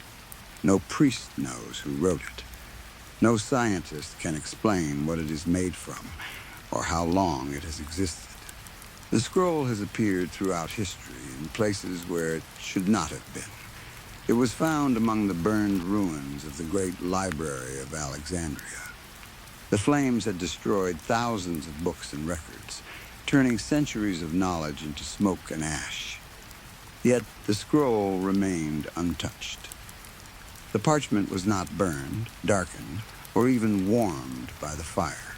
Centuries later, it appeared inside a hidden chamber deep within the Great Pyramid of Giza. The chamber had been sealed from the rest of the structure and showed no sign that any human being had ever entered it. No doorway led inside. No tunnel connected it to the outside world. Yet when explorers finally reached it, the scroll was waiting in the center of the room. It was also found in the seventh cave at Qumran, hidden among a group of writings now known as the Dead Sea Scrolls. Those ancient documents were fragile, cracked, and damaged by time. This scroll was different. It looked new. No dust clung to it. No insects had touched it. The dry, desert air had not damaged its surface. It appeared as though it had been placed there only moments before it was found. Then, without explanation, it vanished again. That is one of the many strange things about the scroll. It does not stay in one place unless it wishes to remain there. It has been locked inside temples, hidden beneath royal palaces, buried under mountains, and sealed in rooms guarded by soldiers. Each time, sooner or later, it disappears. The parchment is made from something no one has been able to identify. In the hands of one person, it may weigh as much as a bull. The person holding it will collapse beneath its weight, unable to lift it even a few inches from the ground. In the hands of another person, the scroll may weigh nothing at all. It may feel lighter than air, as if it is not truly resting in the hand, but floating above it. Some people describe its surface as rough and sharp, like thorns pressed together. Others say it feels soft and cool, like moss covered in morning dew. To some, the parchment appears black, darker than burnt wood or a moonless sky. To others, it is white beyond anything found in nature, so pure that snow would look dirty beside it. No two witnesses have ever described it in exactly the same way. The scroll is held shut by a small circle of material that looks like wax. It is not wax. It cannot be melted by fire. A hammer cannot break it. Knives, drills, chemicals, and even explosives have failed to damage it. Under the light of the moon, the seal begins to shine. Tiny points of light appear inside it, brighter than stars. Anyone who looks at those lights directly feels an immediate burning pain behind the eyes. Some went blind. Others tore out their own eyes in an attempt to stop seeing what remained there after they looked away. A symbol is pressed into the center of the seal. The mark has never cracked, faded, or changed. Scholars have argued over its meaning for thousands of years. Some believed it represented the sun. Others said it was the moon or the planet Mars. A few claimed that it looked like an eye, a mouth, or a human heart. I always thought it looked like an apple. Not a fresh apple hanging from a healthy tree, not something sweet, red, and full of life. It looked like a rotten apple. The skin appeared broken and collapsed. The shape suggested decay, worms, and foul liquid leaking from the inside. For many years, I wondered whether I was imagining that meaning. I was not. For centuries, no one could open the scroll. Kings tried. Warriors tried. Scientists, priests, magicians, and explorers tried. Some used strength. Others used tools, fire, prayer, or strange ceremonies. The seal remained closed. Many of those who attempted to open it died soon afterward. The scroll itself did not appear to kill them directly. Their deaths came in other ways. Some became violently ill. Their skin turned gray, their teeth fell out, and their organs failed without explanation. Others lost their minds. They began speaking to empty rooms or screaming that something was moving beneath the floor. Some attacked their families. Others ran into forests or deserts and were never seen again. Many took their own lives. When science advanced far enough, a group of researchers attempted to determine the scroll's age. They wanted to use carbon dating, believing that the parchment must have come from an animal or plant. The test failed, not because the scroll was too old.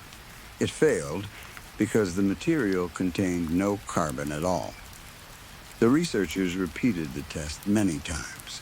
They used different machines, different laboratories, and different experts. The result remained the same. The scroll was not made from anything that had ever lived on Earth. Perhaps it was not made from anything that belonged to our world. If that is true, then the scroll may be far older than humanity. It may be older than the planet, older than the stars, and older than the universe itself. Perhaps it is older than the being you call God. Once this possibility became clear, those in power made a decision. The scroll was hidden in the deepest vaults of the Vatican archives. It was placed in a chamber far below the rooms open to scholars and visitors. Only a small number of people knew it was there. They hoped that no one would ever find it again. Historians refused to study it. Theologians refused to discuss it. Even the bravest minds turned away from the questions it raised. The scroll became a secret buried beneath other secrets. Time passed. Generations died. The world changed. The scroll waited. Then I found it. I opened it. I saw what had been hidden inside. I will not tell you my name. To do so would be foolish. If you recognize my story, please keep that knowledge to yourself. There is little importance in knowing who I am anyway. In the eyes of history, I was no one. That does not mean I was unloved. I had a family. I had friends and neighbors. There were people in my small corner of the world who cared for me, and I cared for them. But in the great movement of history, my life should have left no mark. I was a cameleer. I guided camels across a desert that had no name, or at least no name known to ordinary people. I carried goods, supplies, and travelers from one distant place to another. My two most trusted camels were called Musafir and Morta. Musafir was old and calm. He disliked being rushed and often showed his annoyance with deep snorts and slow movements. Morta was younger, stronger, and more alert. He could cross difficult ground quickly, but he was more nervous than Musafir.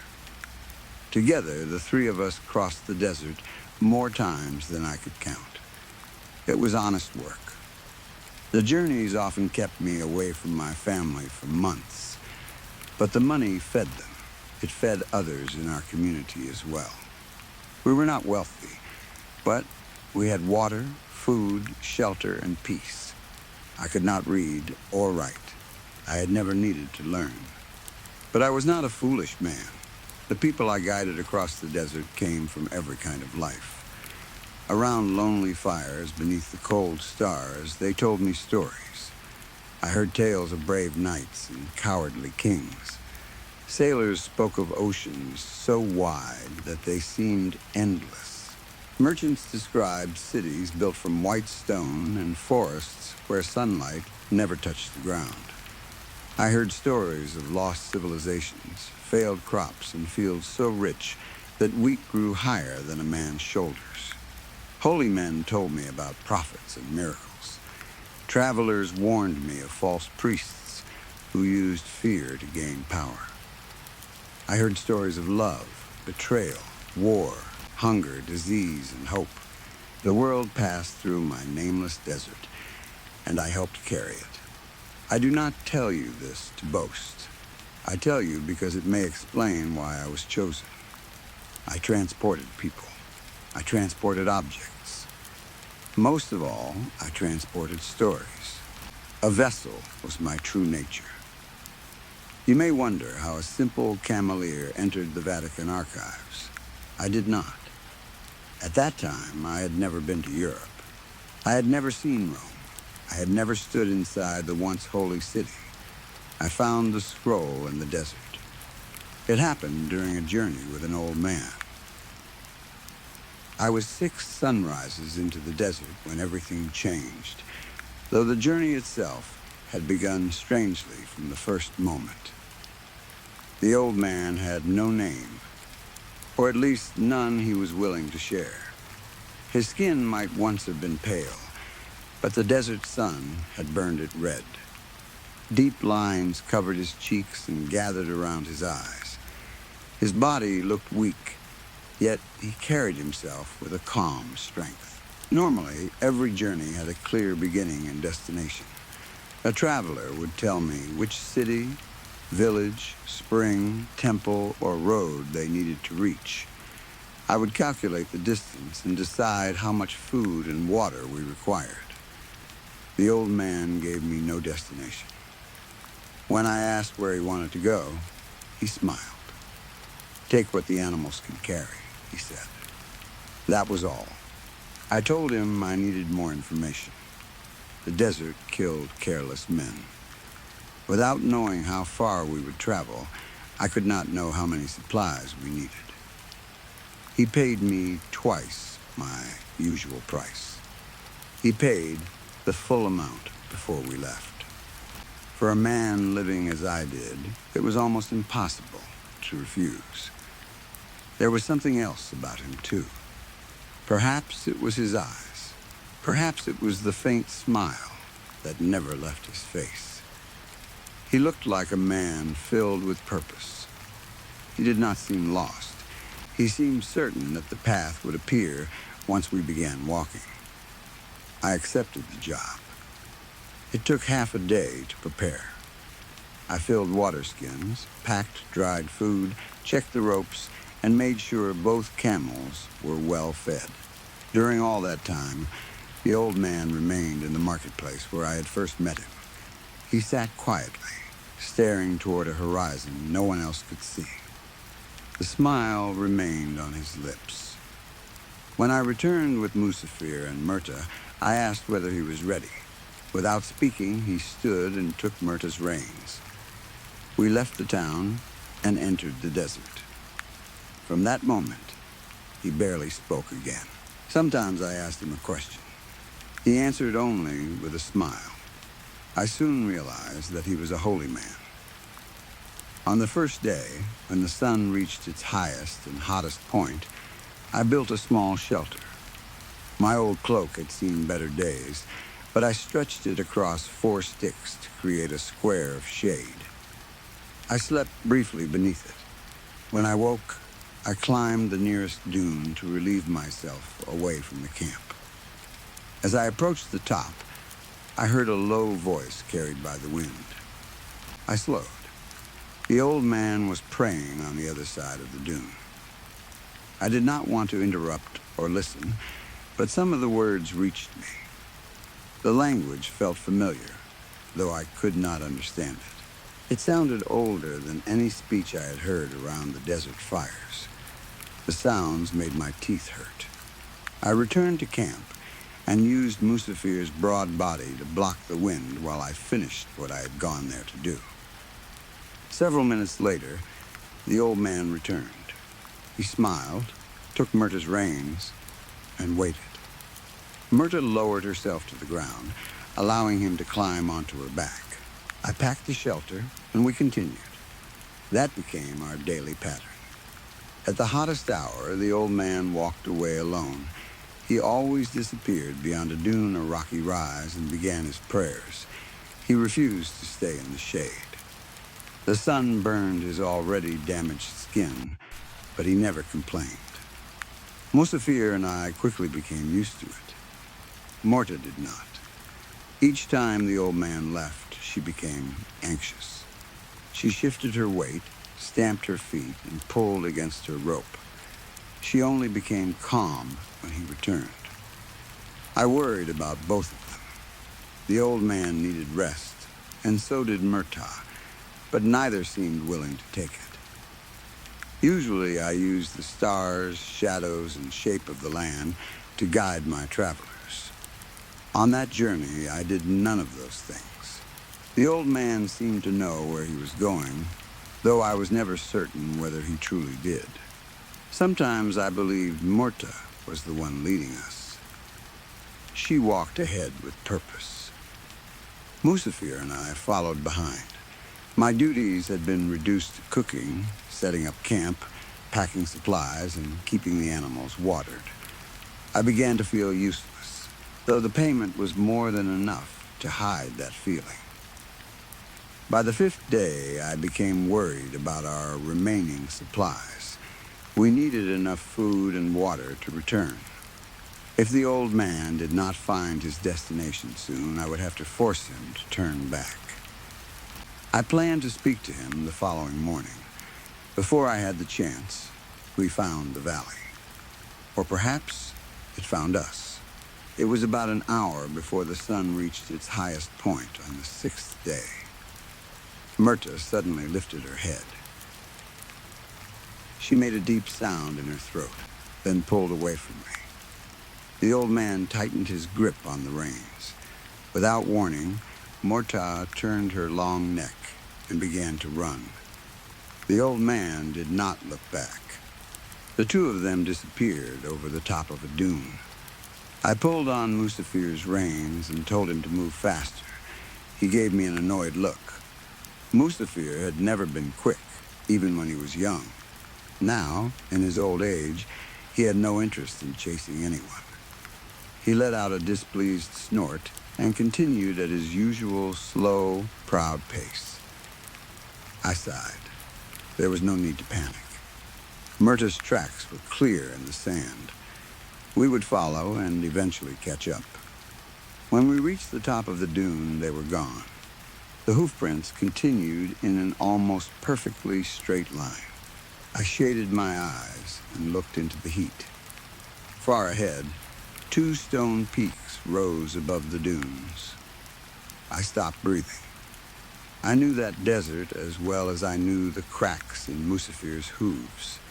I knew every important spring, every dangerous stretch of sand, and every rock formation used by travelers. Those peaks did not belong there. For a moment, I believed they were a mirage.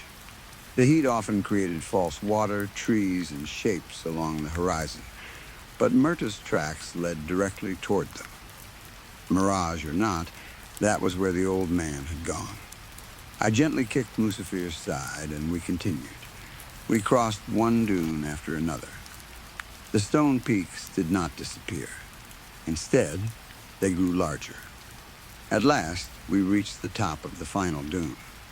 Musafir stopped without being told. The two of us stared. The stone peaks were not exactly mountains. They were 2 enormous hills of dark rock standing side by side. Between them was a narrow valley. The sun should have entered that valley. It did not. The shadows inside were thicker than any darkness I had ever seen. It was as though the light touched the entrance and died. Murtagh's tracks led directly into the black opening. I urged Musafir forward. He answered with a deep groan. I kicked lightly. He took one step, slow and careful, as if he were entering deep mud. I kicked again. He moved toward the valley. The moment we entered the shadow, a terrible cold passed through me. I had endured freezing desert nights, but this was colder. It did not touch only my skin, It entered my bones. The sun stood directly above us. The air outside the valley was hot enough to burn bare feet, yet within the shadows my breath appeared in white clouds. Musafir stopped. I kicked him. He did not move. I pulled the reins and spoke gently. Still, he refused. At last, I climbed down. The moment my feet touched the ground, Musafir tried to turn around and leave. I held tightly to his reins. I placed a hand against his wet nose and spoke calmly until he stopped pulling. Then I led him forward. Myrta's tracks continued ahead and vanished into the darkness. Step by careful step, we followed. The valley twisted between the cliffs,